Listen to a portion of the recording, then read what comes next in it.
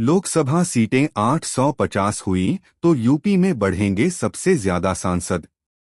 महिलाओं को लोकसभा और विधानसभाओं में 33% आरक्षण देने के लिए सरकार 3 विधेयक संसद में पेश करने की तैयारी कर रही है।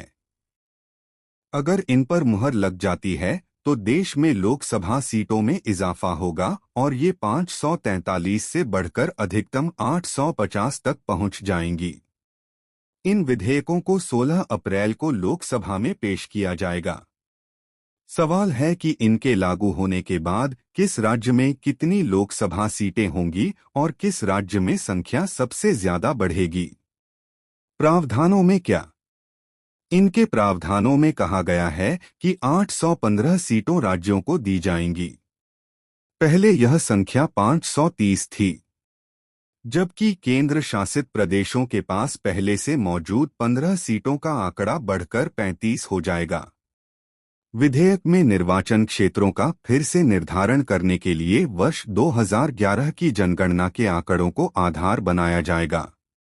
सरकार जो 3 विधेयक लाने जा रही है उनमें संविधान 131वां संशोधन विधेयक 2026, परिसीमन विधेयक 2026 व केंद्र शासित कानून संशोधन विधेयक 2026 शामिल हैं।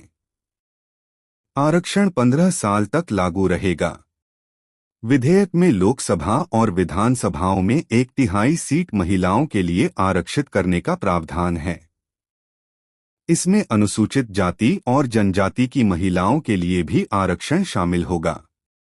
यह आरक्षण रोटेशन के आधार पर लागू होगा, यानी अलग अलग चुनावों में अलग अलग सीटें महिलाओं के लिए आरक्षित की जाएंगी। महिलाओं के लिए यह आरक्षण 15 साल तक लागू रहेगा, यानी 2029, 2034 और 2039 के लोकसभा चुनावों तक। किन राज्यों में बढ़ेंगी सीटें? माना जा रहा है कि उत्तर के राज्यों में नई सीटों की संख्या में खास इजाफा देखने को मिलेगा। 80 सीटों वाले उत्तर प्रदेश में संख्या बढ़कर करीब 125 हो सकती है। वहीं बिहार में लोकसभा की सीटें 40 से बढ़कर 62 और महाराष्ट्र में 48 से बढ़कर 75 हो सकती हैं।